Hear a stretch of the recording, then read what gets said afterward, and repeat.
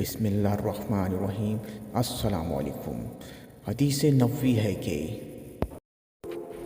نبی کریم صلی اللہ تعالیٰ علیہ وسلم نے فرمایا، سب سے برے لوگ وہ ہیں، میرے نزدیک سب سے زیادہ برے لوگ وہ ہیں جو چغل خور ہیں، اور وہ لوگ جو آپس میں محبت کرنے والوں کے درمیان جدائی ڈلواتے ہیں، اور وہ لوگ جو بری الزماں لوگوں پر عیب لگاتے ہیں۔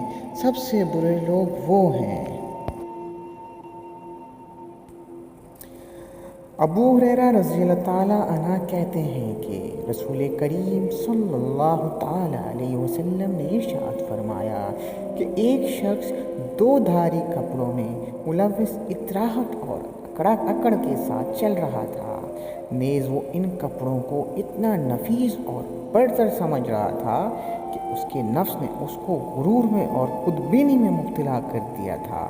اس کا انجام یہ ہوا کہ زمین نے اس شخص کو نگل لیا، چنانچہ وہ قیامت کے دن تک زمین میں دستہ چلا جائے گا۔